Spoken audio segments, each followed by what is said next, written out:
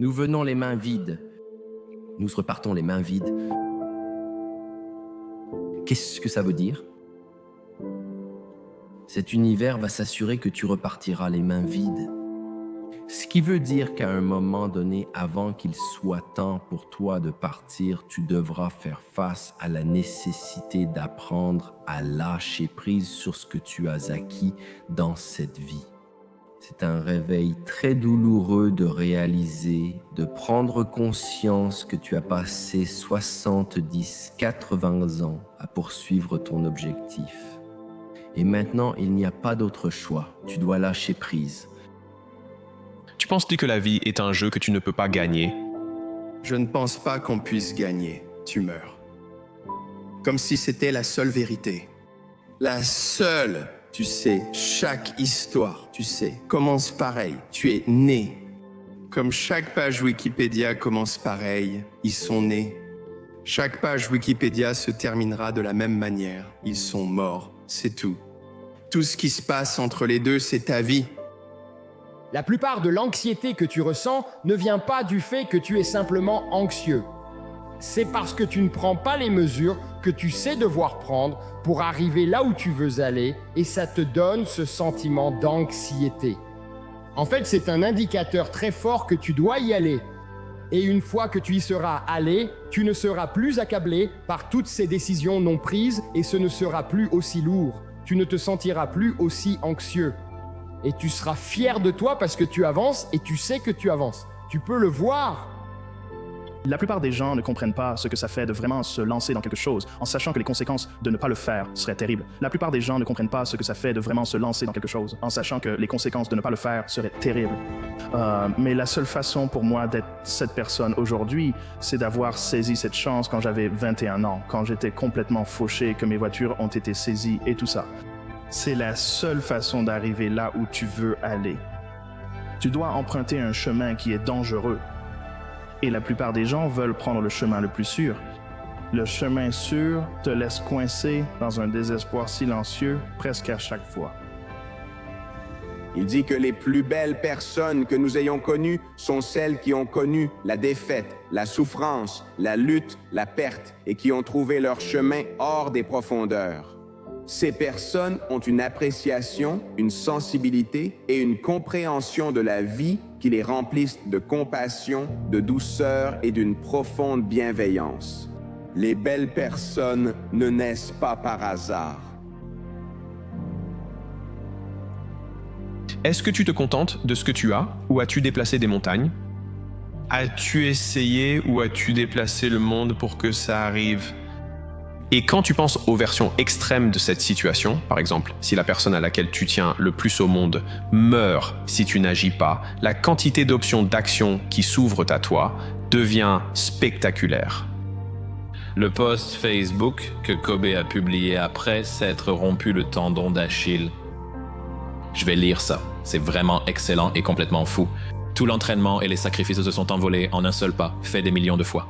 La frustration est insupportable, la colère est de la rage. Pourquoi diable est-ce que c'est arrivé? Ça n'a aucun sens. Maintenant, je suis censé revenir de ça et être le même joueur ou meilleur à 35 ans.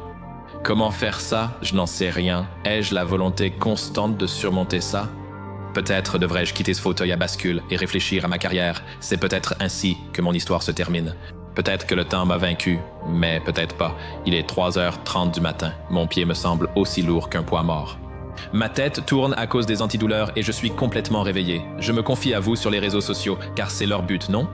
C'est un soulagement de se confier, de lâcher prise et de ressentir que c'est le pire qui soit arrivé. Après s'être confié, on réalise qu'il existe des problèmes bien plus graves dans le monde qu'un tendon d'Achille déchiré. Cesse de te plaindre, sois positif, retourne au travail avec la même foi, détermination et conviction qu'auparavant. Un jour, une nouvelle carrière débutera, mais pas aujourd'hui. Si tu me vois combattre un ours, prie pour lui. Telle est ma mentalité. Ne jamais abandonner, reculer ou fuir. Nous endurons et conquérons. Kobe Bryant, 13 avril 2013. Tu as un individu ou tu as des individus et ils ont la capacité pour le voyage. Beaucoup de gens ont le talent et les compétences, mais pas la capacité pour le voyage, n'est-ce pas? Ce que je veux dire par capacité, ce sont les choses auxquelles tu dois faire face pour tenir le coup et arriver là où tu veux aller dans ce voyage. Parce que la vie va toujours te mettre à l'épreuve, n'est-ce pas? Tu as un objectif, tu as un rêve, tu as une aspiration. Tu veux faire quelque chose pour tes enfants, tu veux faire quelque chose pour ta mère, tu veux faire quelque chose pour ton entreprise. Dès que tu mets ça dans l'atmosphère, dans le monde ou dans l'univers, la vie va toujours te répondre. La vie va toujours te rendre les coups. La vie va toujours t'envoyer des coups au corps. Juste pour voir, laisse-moi voir à quel point il le veut vraiment. C'est joué, mon frère? C'est la mi-temps. Veille du nouvel an 2024, tu t'étais dit, je fais la fête. Fini de me demander si je dois le faire. C'est la mi-temps. Qu'est-ce qui se passe, les gars? Si t'as encore rien fait, qu'est-ce que tu fais? Tu le veux vraiment? C'est officiellement la mi-temps, on attaque la seconde période. Frérot, assurez-vous de rester concentré. Faites ce que vous avez à faire. Assurez-vous de prendre soin de vous. Même si vous faites ça pour 2026, assurez-vous d'avoir planté ces graines. Tu disais que tu allais commencer l'année. Tu disais que tu allais faire ça. Tu disais que tu allais faire ci, mais on est là à la mi-temps. Rien n'a encore été fait. Ne regarde pas ce que font les autres, valorise ce que tu fais. Ne t'inquiète pas de ce qu'ils apportent à la table. Apporte ce que toi tu apportes à la table. Et certains d'entre vous ne sont pas là où ils devraient être parce que vous avez une pensée limitée. Je veux vous mettre au défi aujourd'hui. Vous êtes tout aussi spéciaux que tout le monde. Tu es aussi puissant que tout le monde. Tu es aussi unique que tout le monde. Tu es aussi doué que tout le monde. Si tu veux tout, la vie ne te donnera rien. Et cela m'a été utile parce qu'on veut tout sans en payer le prix. Et tout a un prix. Et tu ne pourras jamais payer le prix suffisant pour tout afin d'atteindre la masse critique, pour devenir un monarque du succès dans n'importe quel domaine, à moins d'accepter de sacrifier autre chose. Que cela te plaise ou non, du moment où tu te réveilles jusqu'au moment où tu te couches, beaucoup d'entre nous sont en guerre avec eux-mêmes. Dans cette guerre, nous livrons plusieurs batailles qui sont essentiellement des choix. Non, je ne parle pas d'une guerre que tu pourrais trouver dans un colisée. Nous parlons d'une guerre qui se passe dans ton cerveau. Ton esprit est un muscle, d'accord. Et pour qu'il se développe, il a besoin de résistance et d'un entraînement constant. Tu ne peux pas renforcer ton état d'esprit sans être prêt à relever de nouveaux défis. Cela signifie donc que tu dois te mettre dans des situations inconfortables afin d'élargir ton seuil face à l'adversité, ce qui va te permettre de garder ton sang-froid lorsque de vrais problèmes se présenteront à toi. D'accord? Parce que si tu n'es pas proactif pour te forger un esprit fort, tu finiras forcément avec un esprit faible. Et un esprit faible est un plus grand handicap qu'un corps faible. Ça dit que lorsque tu peux être heureux au milieu des difficultés, alors tu découvres le véritable potentiel de l'esprit. Quand tu obtiens ce que tu veux, ce n'est pas si difficile de sourire. Mais tu vois le vrai caractère d'une personne quand les choses ne se passent pas comme elle le souhaite, quand les choses ne jouent pas en sa faveur, quand elle n'obtient pas ce qu'elle veut. Cela révèle, comme le dit mon pote, le vrai caractère de qui ils sont.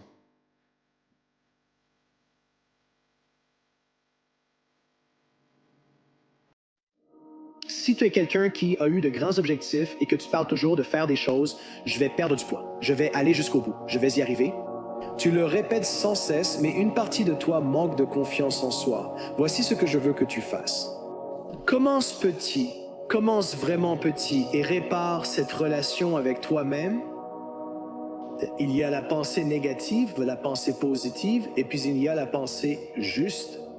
Lorsque tu entends parler de pensée négative, positive ou juste, tu pourrais croire que la pensée positive est la meilleure option. Mais la question importante à se poser, c'est qu'est-ce qui s'est réellement passé? La plupart d'entre nous sommes déclenchés par notre passé où quelque chose nous est arrivé. Les émotions s'en mêlent, ça nous a détruits et c'est la pire chose qui soit. Mais nous devons nous demander ce qui s'est réellement passé. Quelqu'un a dit quelque chose avec lequel je n'étais pas entièrement d'accord. Les choses ne se sont pas déroulées comme prévu. J'avais de grandes attentes. Nous devons donc être très clairs et précis. Si vous ne savez pas à quoi ressemble le succès ultime, que se passe-t-il vraiment? Que voyez-vous réellement ici? Vous voyez, qu'est-ce qui se passe? Et ensuite, la deuxième étape consiste à avoir une vision. La plupart des gens ont une vision de ce qu'ils veulent, mais la première étape est de voir les choses telles qu'elles sont réellement. La deuxième étape est de visualiser les choses comme vous les souhaitez. La troisième est de les concrétiser. Cela concerne la pensée précise. C'est vraiment important quand on écrit ses objectifs. C'est vraiment important même quand on les note dans son propre journal personnel. C'est vraiment important de ne pas écrire ces énormes choses comme « je vais gagner 1 milliard de dollars » et tout ça. Certaines personnes peuvent écrire ça. La plupart des gens ne le peuvent pas. La plupart des gens ne peuvent pas manifester ce qu'ils veulent parce que quand ils disent qu'il y a quelque chose qu'ils vont faire, imaginez que vous avez deux parties en vous, votre moi intérieur comme votre subconscient et votre moi extérieur. Tu as donc deux facettes en toi. Si ton esprit conscient fait toujours de grandes promesses à l'intérieur et que tu ne les tiens pas intérieurement, c'est comme si cette partie de toi commençait à dire « tu sais quoi ?» Ils disent toujours ça. Et tu commences à ne plus te faire confiance, alors cherche toujours à être précis dans ta façon de penser. Ce n'est pas bon d'aller au-delà, ce n'est pas bon non plus de ne pas atteindre tes objectifs. Ce qui est bien, c'est d'être précis. Et quand tu prends l'habitude d'avoir ces prévisions dans ton entreprise, ces prévisions dans ta vie, tu finis par avoir tellement confiance en toi que ce que tu dis devient une loi dans l'univers. Et quand ton esprit inconscient se connecte avec les mots que tu prononces, c'est comme si, mec, il va vraiment le faire. Tu fais confiance à la partie de ton esprit qui fait battre ton cœur 100 000 fois par jour, sans même y penser. Ton esprit conscient le dit, puis tu passes à l'action. Mais si tu dis toujours que tu vas le faire et que tu ne passes jamais à l'action, cette partie de toi qui se connecte à l'infini, ton esprit subconscient, ton antenne, l'émission, la fréquence, l'énergie que tu dégages dans le monde, elle va devenir de plus en plus faible. Si tu as de grands objectifs et que tu parles constamment de les réaliser, comme perdre du poids, je suis convaincu que tu y arriveras. Tu iras jusqu'au bout. Tu le répètes constamment, mais une partie de toi doute encore. Voici ce que je te suggère de faire. Commence petit. Commence vraiment petit et répare cette relation avec toi-même. Et maintenant, il y a cette partie de moi qui voit que je dis que je vais faire quelque chose et ensuite je le fais. Et je commence à réparer cette relation avec moi-même. La confiance vient du fait de se mettre en jeu. D'abord, en étant cohérent. C'est comme ça qu'on construit la confiance. Avec confiance, tu sais que cette chaise ne s'effondrera pas. Si je m'assois sur cette chaise et que 5 fois sur 10, je tombe par terre, j'aurai très peu confiance en cette chaise.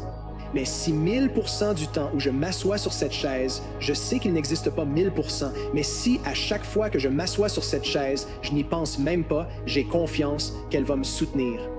Et donc, quand on se met en jeu, il faut commencer petit. Et j'ai eu tellement de fois dans ma propre vie où j'ai rompu des promesses envers moi-même. Je me suis brisé le cœur moi-même. Je n'avais pas une bonne entente ni une bonne relation avec moi-même parce que je me mentais constamment sur ce que je voulais, tu sais pourquoi je le voulais, ce qu'il fallait pour l'obtenir. Et puis, quand ça n'arrivait pas, je me mettais en colère contre les autres et contre moi-même. En réalité, c'était parce que je n'étais pas honnête avec moi-même. Il se peut que tu doives réparer cette relation avec toi-même. Et que ce soit à travers l'écriture, la méditation ou simplement pour avoir une bonne relation avec qui que ce soit, il faut d'abord passer du temps avec cette personne et ensuite tenir parole. Donc, lorsque tu écris tes objectifs et que tu passes en revue tes semaines, tes mois et tout ce que tu veux, tu sais, c'est génial de penser en mode 10 fois plus et d'être un grand penseur, mais commence d'abord par voir les choses telles qu'elles sont. Soyons précis, il y a des indicateurs avancés et des indicateurs retardés. Ne les confonds pas.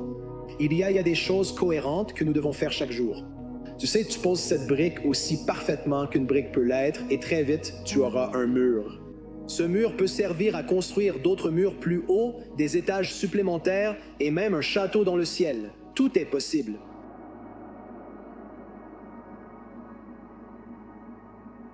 Peux-tu penser à quelque chose qui t'est arrivé dans la vie et qu'au moment où c'est arrivé, tu t'es dit que c'était terrible? Mais avec du recul, tu peux te dire que c'était en réalité plutôt bien. Si quelque chose t'est arrivé dans le passé et qu'à l'époque, tu pensais que c'était terrible, mais qu'aujourd'hui, avec du recul, tu réalises que c'était finalement plutôt bien. Pourquoi es-tu pressé de qualifier de mauvais tout ce qui t'arrive maintenant? Est-ce qu'il y a une possibilité que dans X années, cela s'avère finalement plutôt bien? Prendre le temps de réfléchir à cette question t'emmènera dans un autre état émotionnel. Et si tu fais ensuite l'étape suivante et que tu te demandes « Est-ce qu'il y a quelque chose que je peux faire pour que cela arrive ?» Tu entres dans un domaine de possibilités et des pistes d'action s'ouvriront à toi auxquelles tu n'aurais jamais pensé auparavant. Depuis notre plus jeune âge, on nous a appris à nous fixer des objectifs. Et les parents, les enseignants, les entraîneurs nous ont tout dit, fixe-toi un objectif, puis élabore un plan d'action pour atteindre ton objectif. Toutes les entreprises avec lesquelles je travaille ont des objectifs. En fait, la plupart des entreprises avec lesquelles je travaille n'ont plus simplement des objectifs. Elles ont des objectifs ambitieux. Donc, nous avons tendance à vivre nos vies de la manière suivante. Et je me fixe un objectif, je réussis, la vie est géniale. Je me fixe un objectif, j'échoue. La vie craint. Nous vivons sur une courbe sinusoïdale oscillant entre l'euphorie et le désespoir et nous passons beaucoup trop de temps du côté du désespoir du spectre. C'est une façon terrible de vivre. Il existe une alternative et l'alternative est la suivante. Oubliez l'objectif. Les objectifs sont importants, mais ils ne le sont que parce qu'ils donnent une direction. Une fois que la direction est fixée, oubliez les objectifs, n'y pensez même pas. Au lieu de cela, investissez toute votre énergie émotionnelle dans la question « Qu'est-ce que je dois accomplir ? Qu'est-ce que je dois faire pour atteindre mon objectif ?» et investissez votre énergie émotionnelle là-dedans. Quand vous faites cela, deux choses se produisent. Vous commencez réellement à apprécier le voyage est la seule chose que nous ayons. La destination est un mirage. Une fois atteinte, on repart ailleurs. Les gens veulent gravir l'Everest. Combien de temps passez-vous au sommet du mont Everest? En quelques minutes à une demi-heure maximum, vous grimpez, votre ami vous prend en photo, il vous rejoint, vous le photographiez, puis vous redescendez. J'espère que vous ne mourrez pas dans une avalanche. Donc, si vous comptez escalader le mont Everest, vous feriez mieux d'apprécier les semaines et les mois d'acclimatation au camp de base 1, au camp de base 2, et ainsi de suite. Le voyage est la seule chose que vous avez. Et lorsque vous investissez dans le processus, pas dans le résultat, vous appréciez le voyage. Et paradoxalement, plus vous êtes détaché du résultat, plus la probabilité que vous atteigniez réellement l'objectif que vous vouliez est élevée. Et si vous atteignez l'objectif, c'est merveilleux. Si vous n'atteignez pas l'objectif, c'est merveilleux. L'erreur que nous faisons tous, à laquelle nous croyons tous, c'est que l'avantage de cette approche, c'est que nous atteindrons alors notre objectif. La raison pour laquelle nous faisons tant d'efforts, c'est pour pouvoir atteindre nos objectifs. Et si nous n'y arrivons pas, vous savez, nous avons échoué. C'est terrible. Shoots. Souviens-toi de ce que j'ai dit plus tôt. Tu n'as pas et n'as jamais eu le contrôle sur le résultat. Tu n'auras jamais le contrôle. L'avantage de cette approche, c'est le bénéfice pour toi. Le bénéfice que tu en retires, c'est la croissance qui se produit lorsque tu fais de ton mieux pour atteindre l'objectif que tu t'es fixé. Que tu l'atteignes ou non, cela n'a vraiment pas d'importance. Tu as déjà bénéficié de la croissance qui se produit en toi au fur et à mesure que tu avances. C'est cela que nous manquons. Il ne s'agit pas d'atteindre l'objectif. Il s'agit de la façon dont tu te développes en tant que personne et de la manière dont tu grandis en faisant de ton mieux. Et tu fais cela en t'investissant dans le processus, pas dans le résultat. Einstein a dit que la décision la plus importante que tu prendras dans ta vie est de savoir si l'univers est amical. La majorité pense que l'univers est indifférent à notre existence, ignorant totalement notre présence. Parfois, il semble être de notre côté. Parfois, il semble être contre nous. Parfois, il agit activement contre nous. Donc, si nous conduisons et que nous sommes en retard à un rendez-vous, il va provoquer un embouteillage et faire en sorte que la climatisation tombe en panne. Mais si ce n'était pas vrai, et si l'univers était en réalité bienveillant, et s'il ne savait pas seulement que vous existiez, mais qu'il vous était aussi favorable, les vrais amis ne se trahissent pas, n'est-ce pas? Non. Donc, si l'univers était bienveillant, il te donnerait activement exactement ce dont tu as besoin pour grandir. Ce n'est peut-être pas ce que tu veux, mais c'est exactement ce dont tu as besoin. Tout comme si tu étais un petit enfant, ce que tu veux, c'est un pot de glace, et ce que tes parents te donnent, ce sont des fruits et des légumes. Tu ne veux pas de fruits et de légumes, tu veux de la glace.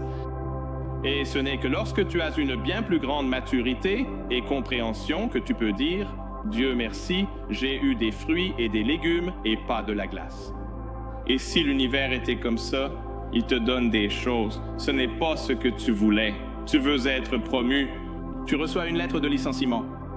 Mais peut-être que c'était exactement ce dont tu avais besoin à ce moment-là. Peu importe que l'univers soit bienveillant ou non, si tu crois que l'univers est bienveillant, ta vie s'améliorera considérablement. Maintenant, ce n'est pas parce que tu reconnais qu'un modèle est intellectuellement supérieur que tu peux forcément l'adopter, mais tu peux y travailler. Et l'un des moyens les plus rapides de savoir si l'univers est bienveillant ou non, c'est de chercher des preuves qu'il l'est. Et plus tu cherches, plus tu trouveras. Et finalement, tu arriveras à un point où tu basculeras. Et tu croiras que l'univers est bienveillant. Et quand tu feras cela, tu vivras dans un domaine émotionnel complètement différent. Il y avait donc un jeune homme qui grandissait pour prendre sa place parmi les adultes de la tribu. Et le rite de passage final était une conversation avec le guérisseur. Et le guérisseur lui dit, « Voici ce chien aimant, digne de confiance, gentil, intelligent. Et voici ce loup, malveillant, vicieux, cruel, prêt à attaquer n'importe quoi. » Et le chien et le loup se battent. Et le chien et le loup sont tous les deux en toi. Et le brave âne. Lequel va gagner? Et le guérisseur dit, celui que tu nourris. Cette situation nous offre une leçon importante à retenir. À l'intérieur de chacun de nous, il y a un côté altruiste qui veut aider son prochain et faire ce qu'il peut pour rendre le monde meilleur. Et à l'intérieur de chacun de nous, il y a aussi l'envie de tout prendre pour soi et que les autres se débrouillent, et ces deux tendances sont toujours en guerre l'une contre l'autre. C'est à vous de choisir et de nourrir le bon côté en vous. Ne faites pas l'erreur de penser que vous n'allez nourrir que ce côté-là. Ça n'arrivera pas. Le mieux que vous puissiez espérer, c'est de nourrir un peu plus le chien que le loup. Mais quand vous faites cela et que le chien devient plus fort, c'est aussi votre rôle de choisir et de nourrir le chien chez toutes les personnes que vous rencontrez. Et quand le chien en vous devient ami avec le chien chez l'autre personne, la magie opère dans votre vie et dans le monde.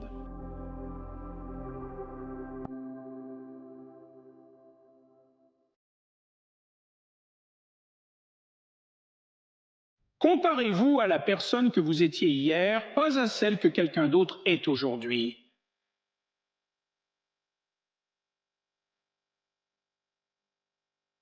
La vie ne se résume pas aux médailles. Ce n'est pas une question de certificat.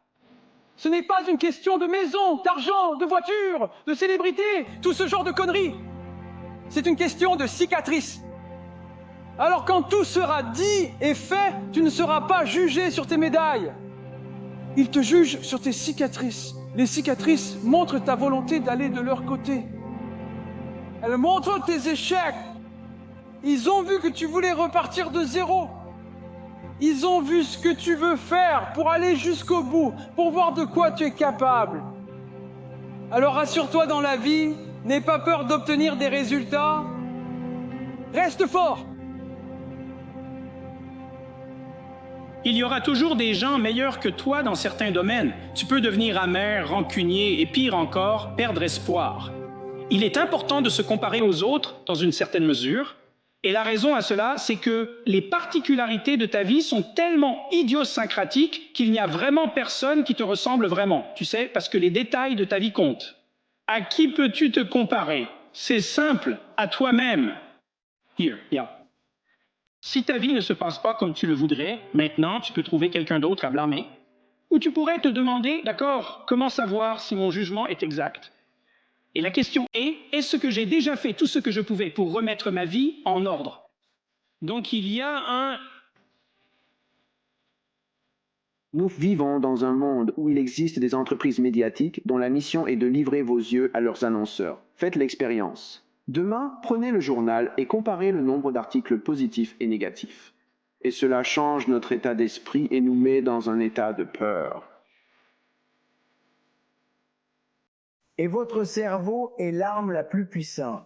Une fois que vous mettez de côté vos appareils électroniques et toutes ces bêtises modernes, c'est génial. Mais votre cerveau est la seule chose que vous avez quand vous traversez une dépression, quand vous traversez des moments difficiles, quand vous traversez des vraies merdes de la vie.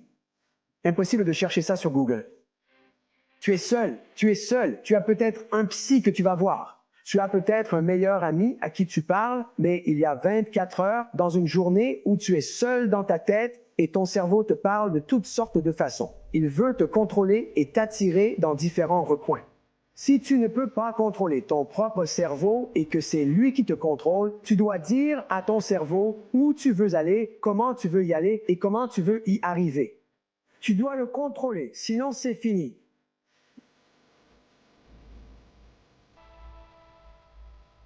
Travail acharné. La seule manière de réussir, c'est ce qu'on me répétait à l'époque. Il faut travailler dur, sans relâche. Recommence encore, recommence encore. Revenir encore et encore et encore jusqu'à ce que la merde devienne, ton esprit disait « Putain ». D'accord, on va trouver une solution. Tu trouveras un moyen parce qu'il ne va pas s'arrêter. Et c'est comme ça qu'on surmonte les choses. Tu t'investis, tu t'immerges là où tu es et tu deviens ça.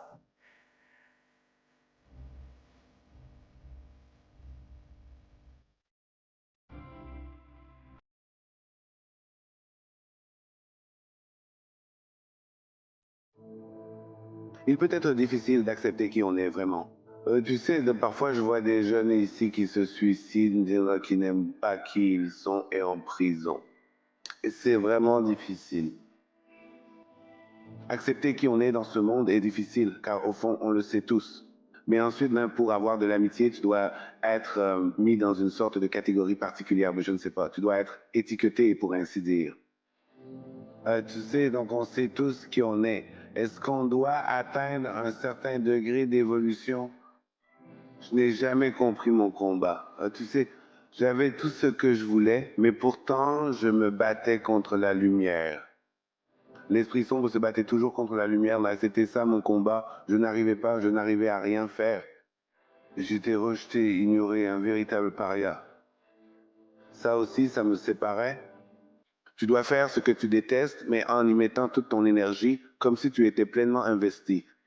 La mentalité de guerrier et sa durée. Cela pèse sur les gens. Pour devenir le meilleur, tu dois presque devenir fanatique.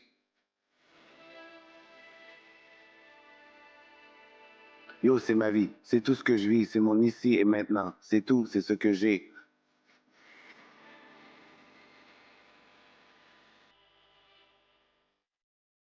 Comparer le développement lorsque nous nous sentons heureux dans la vie. Essayons de développer cela et de le cultiver. Et qu'est-ce qui te rend heureux? Les efforts du bonheur varient selon chacun. La définition diffère d'une personne à l'autre au cours d'une semaine. Les gens devraient donner différentes définitions. Personne ne se sent accompli en permanence. Nous le sommes tous à différents moments de notre vie. À 18 ans, je suis comblé par cette satisfaction particulièrement amusante. À 28 ans, j'aime ça. Je n'aime pas les faire, mais j'aime le faire. Et je pense que mon but est d'être la meilleure personne possible avant de mourir. Tu comprends? Ça pourrait être notre but. Voir jusqu'où on peut aller dans la vie avant de mourir. Et nous devons tous vivre notre vie pleinement et l'accomplir. Consacrer et sacrifier ma vie à être d'une certaine manière que tu veux être. Tu aspires à être comme Tony Robbins. Tu accumules un maximum d'informations à son sujet et tu te dis que c'est ainsi que tu souhaites mener ta vie.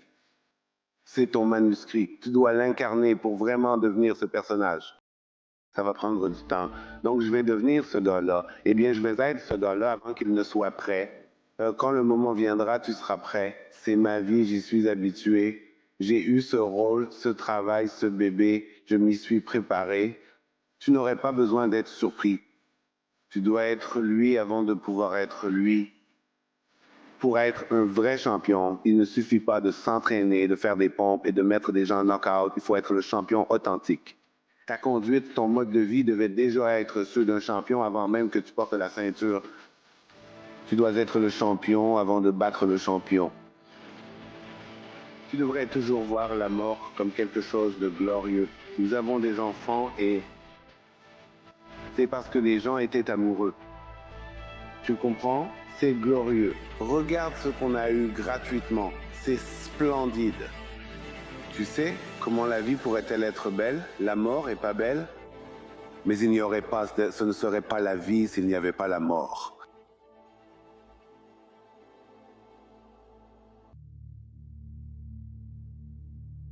Il y a environ 2 ans, lors d'une conversation, il a dit que le secret de la vie est l'état de sommet contre l'état médiocre, être riche en énergie contre pauvre en énergie. Dans une relation, on peut aimer quelqu'un, mais si l'énergie est basse, ça ne va pas se manifester, contrairement à une énergie haute. Eh bien, il a dit, et si tu échangeais ces mots, et que tu remplaçais état de sommet par état de beauté? J'ai dit que ça marche. Un état d'énergie élevé est un état de beauté. Tout état où ton énergie est élevée, comme l'amour, la joie, la gratitude, la motivation, le courage, la foi, la légèreté ou l'amusement, sont des états de beauté. Alors il dit, ouais, je suis d'accord. Et j'ai dit, et donc les états de souffrance seraient des états à faible énergie. Que ce soit la frustration, la tristesse, la colère, la rancune, la solitude ou l'ennui. Il dit, ouais, c'est exactement ça. J'ai dit, je pourrais échanger ceux-là. Il dit que si tu les échanges, tu pourrais voir ou faire quelque chose de cool. J'ai demandé en quoi cela me concernait. Et il a dit, j'ai pris la décision de vivre ma vie en étant dans un état d'esprit magnifique chaque jour, quoi qu'il arrive, même si ce n'est pas le cas, même s'il pleut sur ma parade, même si les gens font des choses injustes. Il a expliqué que dans un état magnifique, comme l'état de performance maximale que tu enseignes, tout coule de source. J'ai répondu que c'est similaire à ce que j'enseigne. Il a dit oui, mais si tu considères les mauvais états comme des états de souffrance, alors tu peux mettre fin à la souffrance simplement en mettant fin à cet état.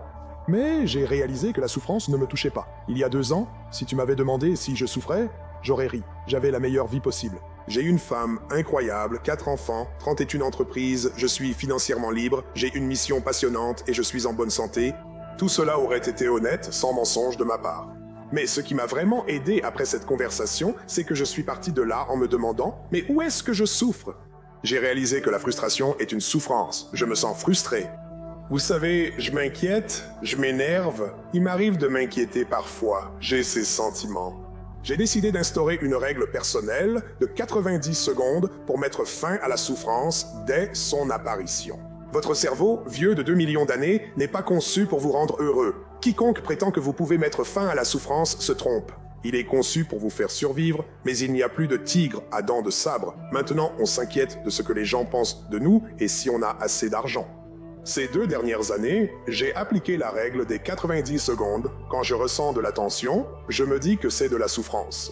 D'où vient ce stress? Qu'est-ce qui me stresse et les préoccupe? Je prends immédiatement conscience des pensées stressantes. Depuis que j'ai vu Christian J, j'ai en quelque sorte échangé une chose. Ce que je fais vraiment maintenant, c'est que j'approfondis et je remarque que la seule fois où tu as du stress ou que tu souffres, c'est quand tu crois une pensée stressante. Quelles sont les chances que tout le monde fasse exactement ce que tu penses qu'il devrait en faire correctement chaque jour? Nul. Quelle est la probabilité que vos proches agissent exactement selon vos attentes au quotidien? Nul. Quelles sont les chances que tu fasses la bonne chose chaque jour, même si tu es talentueux et discipliné? 0. Donc ton bonheur ne durera jamais tant qu'il y a des attentes derrière. Ce que j'ai fait, c'est que j'ai commencé à réaliser que j'ai pris la décision la plus importante de ta vie, selon moi, que je n'allais plus souffrir.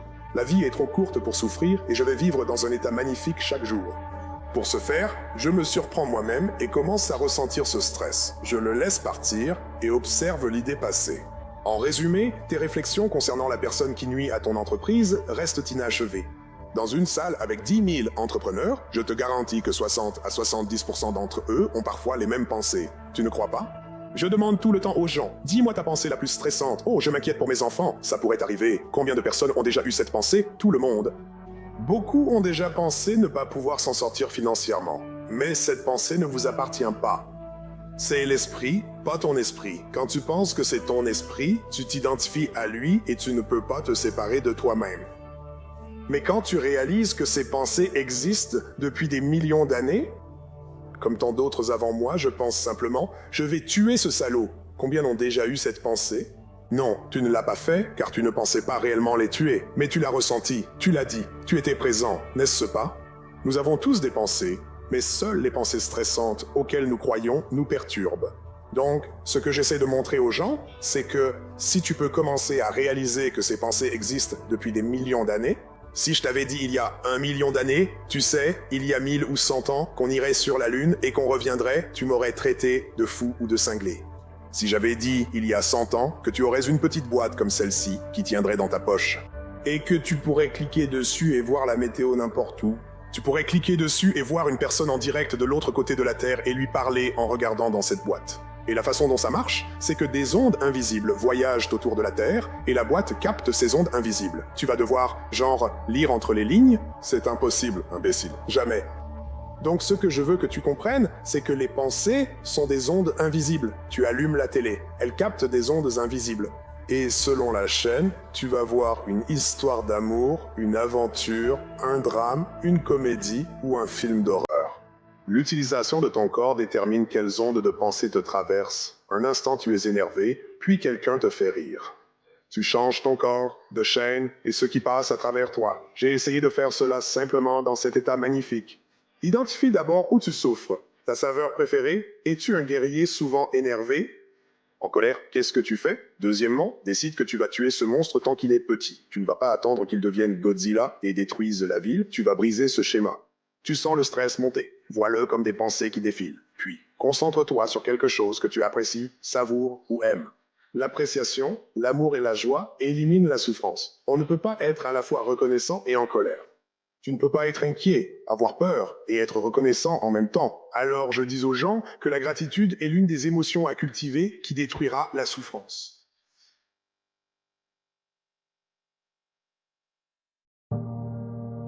Nous avons tellement peur d'être vulnérables. Nous sommes terrifiés à l'idée d'être honnêtes. Nous avons tellement l'habitude d'être jugés et d'être tenus à une norme que la société fixe pour nous que nous ne nous donnons même pas la permission de poser ces questions, encore moins d'y répondre. Décidez de ce que vous devez faire et agissez.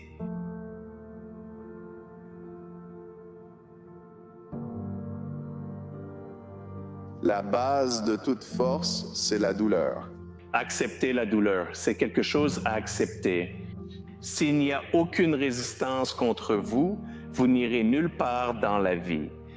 Le but d'un objectif n'est pas de l'atteindre coûte que coûte, mais de devenir la personne que vous aspirez à être. Qui vous devenez déterminera votre bonheur ou votre tristesse. Certains pensent que perdre un rêve ou quelque chose signifie que tout est fini, mais vous n'avez pas perdu votre identité, seulement cette chose ou cette place. La vie ne correspond peut-être pas à ce que vous vouliez, mais au moins chaque jour est un nouveau départ. Chaque jour est un nouveau départ. Et certains jours ne ressembleront pas à ce que vous voudriez, mais au moins nous avons une autre chance. Chaque jour, environ 150 000 personnes meurent, soit 55 millions par an. Si vous cherchez une bénédiction, réalisez que c'est la vôtre. Vous avez une autre chance dans la vie. La seule façon de devenir plus fort est de surmonter cette période difficile. Prenez-en conscience. Ce n'est pas parce que c'est un chapitre que c'est toute votre histoire. Beaucoup pensent que le temporaire est permanent. Le temporaire s'en va. Je vis une rupture. Tu ne comprends pas que dans un mois, tu iras bien. Quand tu es au plus bas, quand tu te sens mal, tu penses que ce que tu ressens va durer pour toujours. Et c'est justement ça qui rend la chose encore pire. Tes émotions sont passagères, elles ne durent pas. La majorité de notre souffrance provient, à mon avis, de notre tendance à nous accrocher aux choses pesantes dans nos vies. Tu observes constamment la vie. Qu'est-ce que c'est? Où sommes-nous? Regarde comme c'est intéressant. Les différentes cultures et croyances. Comment en sont-ils arrivés là? Qu'en penses-tu? Quel est ton ressenti à ce sujet? C'est une aventure quotidienne. Tu as ta voix. Elle est là. Fais-le, fais-le, fais-le, fais-le. Crée. Tu sais, ne laisse personne t'arrêter. Quand tu peux réaliser que tes pires jours étaient en réalité tes meilleurs jours. quand tu peux réaliser que chaque être humain traverse la douleur et l'injustice, certains plus que d'autres, mais tout le monde y passe. Nous avons tous déjà fait face à quelqu'un d'injuste envers nous. Tout le monde a déjà été blessé par quelqu'un qu'il aimait et chérissait profondément, ou en qui il avait confiance, ou vers qui il se tournait pour du soutien ou de l'amour. C'est une étape de notre développement spirituel. Il n'est pas possible de développer ses muscles sans avoir quelque chose à soulever. Et si tu ne le soulèves pas, cela t'écrasera. Et si tu le soulèves, ce sera douloureux. Soulever ces choses n'est pas simple. Mais le jour où tu trouves enfin en toi l'histoire et l'état qui font que tu n'es plus prêt à te laisser écraser par ton passé, ce jour-là, non seulement ta vie change, mais tu peux aussi offrir un cadeau aux autres. Et le plus beau jour, cependant, c'est le jour où tu te dis « Si ce n'était pas pour tout ce que j'ai le plus détesté, je n'aurais pas ce que j'aime le plus. » Et réaliser qu'il y a un sens à tout cela et que ça sert quelque chose de plus grand. Plus grand que simplement pour moi. Tu as forcément essayé. Toute personne déterminée à faire quelque chose, qui veut que quelque chose change, cela finira par changer. Tout autour de toi va changer dès que tu changeras les choses autour de toi. Je suis fatigué de voir tout le monde courir partout en se plaignant comme si tu étais la victime de tout ce que ce monde veut te balancer dessus et que tu n'avais pas le choix. Et parmi toutes les choses que tu pourrais penser qui m'ont motivé à bosser dur et à changer ma vie, j'avais faim.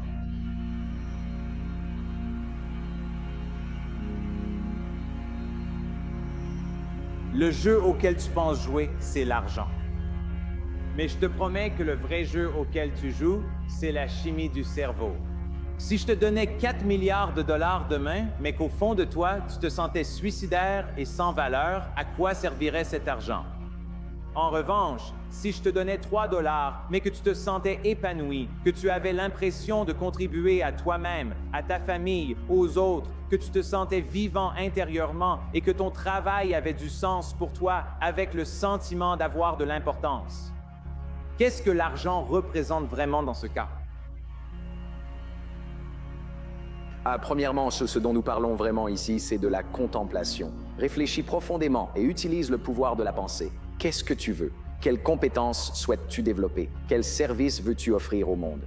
Deuxièmement, la constance dans l'action, pour non seulement créer cela dans ton propre corps et dans ton propre esprit, mais aussi commencer à créer ce résultat dans le monde. C'est vraiment important. Troisièmement, c'est le courage, parce qu'il faut du courage pour se lancer et essayer de s'améliorer un peu. Tu sais, fais simplement ce que tu fais. Tu sais, il y a tellement de gens qui, comme je dis, regardent leur bande, ils regardent dans le tableau de score, ils lèvent les yeux à chaque action pour voir leur progression. Tu sais, je veux dire, tu ne peux pas regarder le tableau de score et jouer en même temps. Tu dois jouer le jeu. Tu sais, ils sont tellement inquiets de savoir si ça va être leur année. Ils passent tellement de temps à se concentrer sur le moment où le grand événement va arriver, que le grand événement n'arrive jamais, parce que tu ne peux pas courir après 2 lièvres à la fois. Et beaucoup d'entre nous attendent de se sentir prêts, attendent de se sentir courageux, attendent de se sentir confiants, attendent le bon moment. Mais ce moment n'arrivera jamais, jamais, jamais. Tu ne vas pas changer ta vie ici dans ta tête, tu ne la changes qu'en passant à l'action. Combien de personnes as-tu rencontrées? Les trouves-tu spectaculaires et incroyables? Et pourtant, elles sont tellement fondamentalement malheureuses qu'elles sont en proie à la dépression. Nous vivons actuellement une pandémie mentale. Il est presque universel de connaître quelqu'un qui souffre de dépression et ou d'anxiété. La raison est que les gens ne comprennent pas le jeu auquel ils jouent, qui est un jeu de chimie cérébrale. Les substances chimiques qui circulent dans votre cerveau déterminent votre état d'esprit. Une fois que vous comprenez cela, vous pouvez alors commencer à structurer votre vie de manière significative. Je veux que tu réussisses. Il est temps de grandir, mec. Les excuses sonnent mieux pour celui qui les invente. Ma citation est « Tu ne gagneras jamais ta récompense en fuyant tes batailles. Tu dois te lever et y faire face, peu importe ce que c'est. » Tu peux fuir autant que tu veux, mais la réalité sera toujours là quand tu t'arrêteras. Même si elle ne te poursuit pas, elle sera présente. Tu dois y faire face. Et je pense que c'est ça, la grandeur. Je pense que là où les gens se trompent, c'est qu'ils travaillent dur avec un objectif. Sobi, je ne t'ai pas qu'ils sont il faut pas avoir d'objectif, mais tu devrais travailler dur par principe. Ah, tu devrais bosser parce que c'est ce que tu fais. Tu es passionné par ce que tu fais, tu vois? Alors tu te lèves chaque jour avec cette idée que tu as 24 heures et qu'elles t'appartiennent. Ces 24 heures m'appartiennent et tout ce que je fais pendant ces 24 heures déterminera où je serai demain et le jour suivant. Concentrez-vous plutôt sur ce qui est vraiment important. Cessez de penser uniquement à vouloir gagner beaucoup d'argent, conduire une belle voiture ou vivre dans une grande maison. Je pense que ce sur quoi les gens devraient se concentrer, c'est que j'ai 24 heures et pendant cette période de 24 heures, je peux soit détruire ma vie, soit construire ma vie. Oui, la motivation, c'est super si tu te sens motivé, mais c'est nul et c'est une cause perdue d'attendre de se sentir prête. Parce que ton corps n'est pas conçu comme ça et ton cerveau non plus. Et donc, je veux que tout le monde comprenne que tout d'abord, tu ne peux pas contrôler les choses qui te déclenchent, ni le fait que tu vas avoir peur, que tu vas douter et que tu vas te sentir incertaine. Mais tu peux toujours interrompre ce sentiment, prendre le contrôle sur le moment et en fait changer ce que tu penses et changer la façon dont tu te comportes. On se rabaisse nous-mêmes. Tout le monde est nul dans quelque chose, non? Chacun a ses forces et ses faiblesses. Je pense qu'on devrait simplement en faire l'inventaire. Pourquoi ne pas considérer les choses ainsi? Je suis doué pour certaines choses, mais pas pour d'autres. Et ensuite, je me concentre uniquement sur ce dans quoi je suis bon. À ces humains qui comptent pour moi, je souhaite la souffrance, la désolation, la maladie, les mauvais traitements, les humiliations. Je souhaite qu'ils ne restent pas étrangers au profond mépris de soi, à la torture du doute de soi, à la misère des vaincus. Je n'ai aucune pitié pour eux parce que je leur souhaite la seule chose qui puisse prouver aujourd'hui si l'on vaut quelque chose ou non. Qu'on endure. Se coucher pour se réveiller et continuer le combat. Je crois qu'on récolte ce qu'on sème. Donc, si tu travailles dur le lundi, le mardi, le mercredi, si tu travailles dur 6-7 jours par semaine pendant 5 ou 6 ans, il doit forcément en sortir quelque chose. Tu penses que tu dois te sentir confiante ou courageuse pour commencer. Ce n'est pas le cas. En fait, tu dois juste te lancer. Et c'est ça le paradoxe de la vie. Rester allongé dans ton lit en espérant te réveiller un matin motivé à changer, ce n'est pas la solution. Tu dois en fait apprendre à te pousser toi-même. Tu dois apprendre à exploiter la puissance de tes décisions. Et tu dois apprendre à passer à l'action même quand tu n'en as pas envie. Je ne me juge pas. Je m'aime complètement, mais j'aime aussi tout le monde, tu vois? Ce n'est pas à sens unique, c'est dans les deux sens. Quand je demande à mes employés de croire en moi, c'est parce que je crois d'abord en eux. Les gens accordent trop d'importance à des choses insignifiantes. C'est une question de point de vue. Tu sais, mon égoïsme vient de mon altruisme.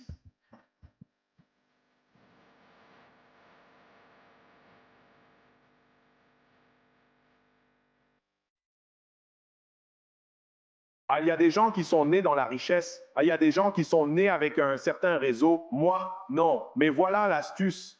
Même si je n'ai pas ce qu'ils ont, je peux travailler plus dur que toi. Si je me lève à 3 heures du matin et que toi, malgré ta gentillesse, ta valeur nette, tes relations, ta richesse et tes opportunités, tu te lèves à 8 heures, j'ai 5 heures d'avance sur toi. J'essaye d'expliquer aux gens que mon rituel, c'est que je vais te devancer. Je vais te devancer. C'est tout ce qui compte. C'est la vie. C'est la condition humaine. La plupart des gens pensent que Charles Darwin a dit que c'est la survie du plus apte. Darwin n'a jamais dit cela. Ça a été dit des années après sa mort. Ce qu'il a vraiment dit, et gravez-le dans votre système nerveux. Ce que Darwin a dit, c'est que ce n'est pas l'espèce la plus forte qui survit, ni la plus intelligente, mais celle qui s'adapte le mieux au changement. Tu peux savoir ce que tu veux, tu peux savoir ce que tu devrais faire. Mais comment te forcer à le faire quand tu n'en as pas envie et que la motivation n'est pas là?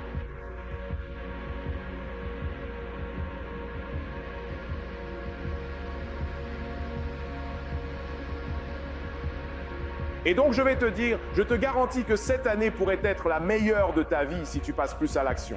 Je ne dis pas que tu n'agis pas, mais je te dis que si tu passais à l'action 100% du temps, tu ajouterais probablement une virgule de plus à tes revenus. Rien qu'en passant à l'action, en agissant dans le délai que tu t'es fixé et en le faisant avec détermination. Ce n'est pas intéressant de savoir si vous avez un rêve ou non. Je me fiche que vous ayez un rêve. Ça ne m'intéresse vraiment pas. Ce qui m'importe, c'est de savoir si vous avez le courage d'échouer. Quand j'étais allongée dans mon lit, je ne me disais pas « je devrais me lever parce que ça va m'aider à bien commencer ma journée ». Je me demandais « est-ce que j'ai envie de me lever ?»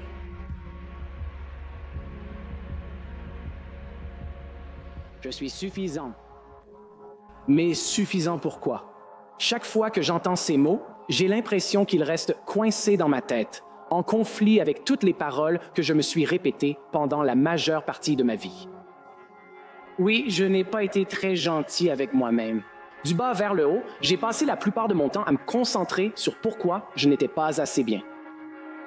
Pieds plats, trop lents, jambes de poulet qui ne grossissent pas, comme si l'autodérision était un métier. Je suis devenu pro il y a longtemps. Et je sais que l'esprit apprend par la répétition. Et peu importe à quel point je parle doucement, il est toujours là pour écouter. Ma vision de moi-même est créée par mon dialogue intérieur. Alors pourquoi ne pas affirmer mes capacités et arrêter de dire « je ne peux pas ». Parce que j'ai beaucoup de nœuds. J'ai eu beaucoup de pensées qui n'ont rien apporté, alors je me suis battu pour les arrêter. Et j'ai finalement donné à mon ego ce qu'il voulait et je lui ai dit ce que je ne suis pas. Je ne suis pas stupide, je ne suis pas laid, je n'abandonne pas, je ne suis pas faible, je me relèverai peu importe combien de fois je trébuche. Je ne suis pas brisé, je n'ai pas peur. Et donc quand les choses deviennent difficiles, je peux voir ce que je ne suis pas. Et cela me rappelle que je suis suffisant. J'ai assez de force pour surmonter n'importe quel obstacle placé sur mon chemin. J'ai assez de courage pour garder mon cœur ouvert après une déception amoureuse. J'ai assez de volonté pour traverser n'importe quelle journée difficile. J'ai assez de joie pour transformer tout mon travail en jeu. J'ai assez de fierté pour ne pas être abattu par ce que les autres disent. Et j'ai assez d'humilité pour reconnaître toutes mes erreurs. Il ne faut pas de capacité spéciale, juste un changement de perspective pour parcourir cette liste et s'en souvenir. Pour tout ce que je ne suis pas, il y a quelque chose que je suis. Pour tout ce que je ne peux pas faire, il y a quelque chose que je peux faire. Je peux être heureux, je peux être libre, je peux être authentique. En fait, je suis déjà moi-même.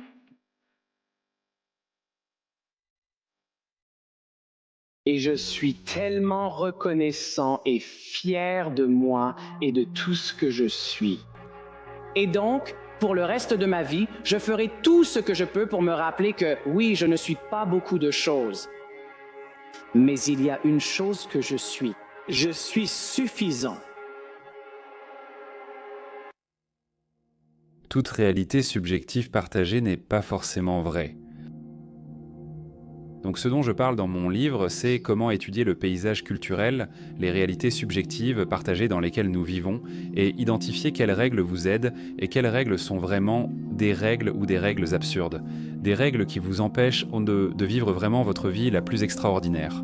Laissez-moi vous donner un exemple d'une règle absurde. En grandissant dans une famille indienne, il n'y a pas de pression pour réussir. Votre famille vous pousse à devenir avocat, médecin ou ingénieur. Et si vous n'êtes rien de tout cela, vous êtes la honte de la famille. Dans mon cas, j'aimais l'art. Je voyais le fait d'être artiste, l'idée que je sois artiste comme une déception pour ma famille, comme l'opposé du succès. Je me suis inscrit en ingénierie informatique.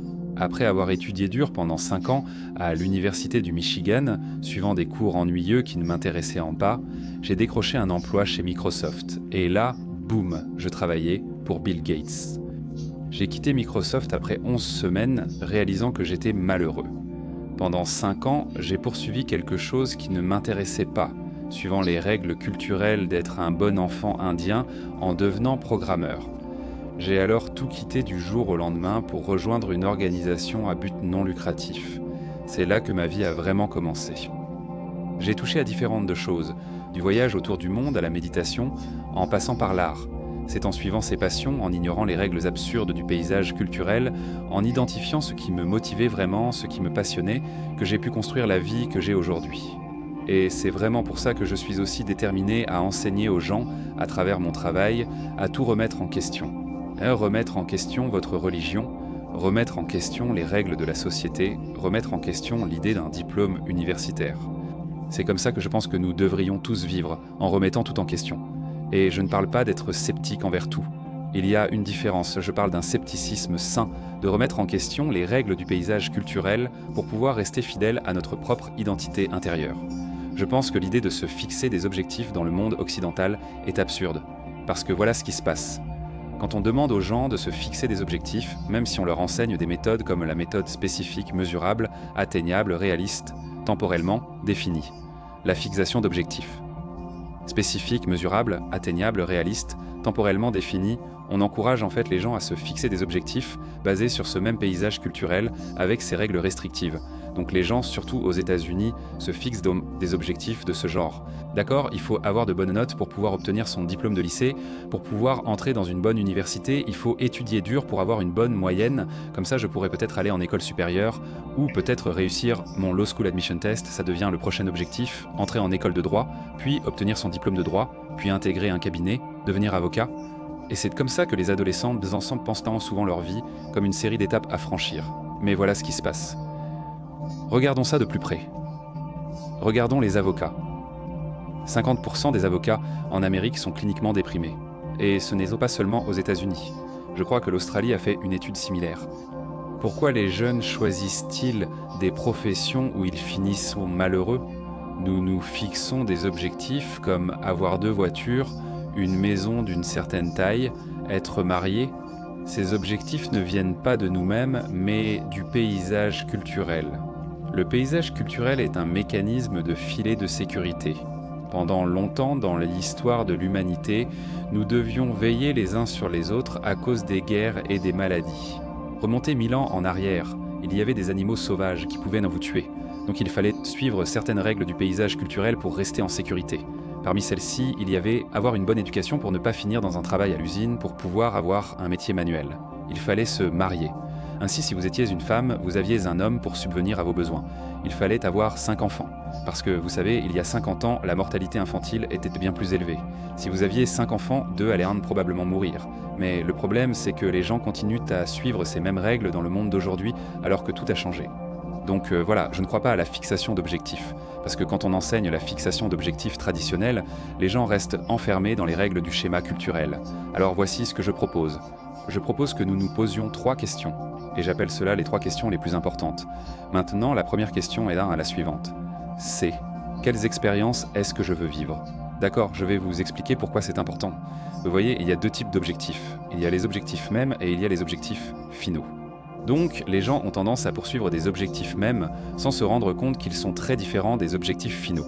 Un objectif même, c'est réussir mon licence de sciences administratives et politiques, obtenir mon diplôme universitaire, décrocher ce travail précis, économiser pour la retraite. Mais si vous demandez à ces personnes pourquoi elles veulent cela, il y a toujours un « pour ». Eh bien, je veux être admis à l'université pour pouvoir faire ceci. Je veux devenir avocat pour pouvoir faire cela. Eh bien, ce « pour » vous mène à l'objectif final. Maintenant, qu'est-ce qu'un objectif final ? Les objectifs finaux sont ces choses qui mènent vraiment à la beauté d'être humain. C'est se réveiller à côté de quelqu'un qu'on aime passionnément. C'est tenir son premier enfant dans ses bras. C'est avoir un chiot. C'est voir son entreprise ouvrir pour la première fois. C'est obtenir ce premier client. C'est terminer son premier livre. C'est créer une œuvre d'art et voir des gens l'admirer et en tomber amoureux. Voilà des objectifs finaux. Donc ce que je préconise, et ce que sont les 3 questions les plus importantes, c'est d'oublier les objectifs mêmes. Les objectifs mêmes sont des objectifs conçus par le schéma culturel. À la place, allez directement aux objectifs finaux. Maintenant, la première question à vous poser pour identifier vos objectifs finaux est « Quelles expériences est-ce que je veux vivre dans la vie ?» Commencez à écrire vos expériences. Prenez une feuille, tracez 3 colonnes. En haut de la première, écrivez « Expérience ». Demandez-vous « Quelles expériences je veux vivre ? Avec qui je veux me réveiller ? Dans quel type de maison je veux vivre ? Quel pays je veux visiter ? Où je veux voyager ? Quelles aventures je veux vivre comme gravir le mont Kinabalu ou randonner dans les Andes ? Quel type de vie de famille je veux? Quel chien je veux? Souvent, les expériences ne demandent pas tant d'argent. C'est fou. Nous associons l'argent au bonheur, mais souvent les plus belles expériences de la vie ne demandent aucun argent.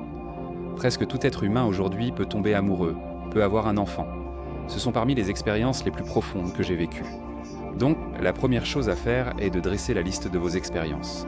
Maintenant, la deuxième chose, c'est de vous poser cette question. Pour être l'homme ou la femme qui vit toutes ces expériences, comment dois-je évoluer? Et là, nous arrivons à la deuxième liste. Vous voyez, je crois que nous sommes des âmes vivant une expérience humaine ici sur la planète Terre. Mais ces âmes ne sont pas seulement ici pour explorer toutes ces choses merveilleuses qu'implique le fait d'être humain. Je crois qu'en tant qu'âme, en tant qu'êtres humains, nous avons soif de croissance. Les êtres humains sont des machines guidées par la croissance. Donc, vous faites cette deuxième liste. Et cette deuxième liste, c'est comment est-ce que je veux évoluer? Comment puis-je apprendre à être un meilleur père, un meilleur conjoint, un meilleur amant? Quelle langue voulez-vous apprendre? Voulez-vous apprendre un instrument de musique? Voulez-vous apprendre à écrire? Voulez-vous apprendre à pratiquer un sport en particulier ou à acquérir une compétence particulière? Ce que beaucoup de gens ne réalisent pas à propos du monde, c'est que la croissance est un objectif en soi. C'est l'un des éléments clés qui nous poussent à avancer en tant qu'êtres humains. Mais très peu de personnes inscrivent la croissance comme un objectif. C'est parce que le système éducatif qui essaie de nous faire grandir par l'apprentissage forcé fait que beaucoup de gens redoutent d'apprendre. Donc, la croissance devient cette deuxième liste.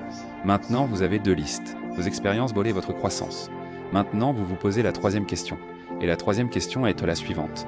Pour être cet homme ou cette femme qui vit toutes ces expériences, pour être cet homme ou cette femme qui a évolué de cette façon, comment puis-je redonner au monde? C'est très important. Pour cette question, le Dalai Lama a dit « Si tu veux être heureux, rends les autres heureux ». Et je crois que lorsque vous répondez à ces trois questions les plus importantes, cette troisième catégorie est celle qui mène vraiment à l'épanouissement. C'est lorsque vous pouvez utiliser votre croissance, vos expériences et contribuer à d'autres âmes, contribuer à la race humaine. Vous avez appris l'entrepreneuriat, très bien, accompagner quelqu'un, accompagner un jeune qui veut y arriver. Vous avez la capacité de chanter, trouvez comment l'utiliser pour offrir, vous savez, de la belle musique afin d'inspirer les gens. Donc, votre liste de contributions devient vos étapes pour redonner au monde, car cela vous emmène au-delà du simple bonheur, vers l'épanouissement. Maintenant, lorsque vous avez cette liste, expérience, croissance et contribution, cela devient votre liste d'objectifs. Tout le reste n'est qu'un objectif intermédiaire. Maintenant, quand j'ai commencé à créer cela, j'ai constaté que cela me permettait de reprogrammer mon cerveau pour contourner et dépasser tellement de règles absurdes afin d'aller directement à ces éléments finaux, d'aller directement vers des façons de contribuer, des façons de grandir, des façons de vivre ces belles expériences, et souvent ce sont des chemins non conventionnels. Quand vous avez répondu aux trois questions les plus importantes, vous pouvez court-circuiter les règles du paysage culturel et trouver des chemins plus courts vers le véritable épanouissement humain.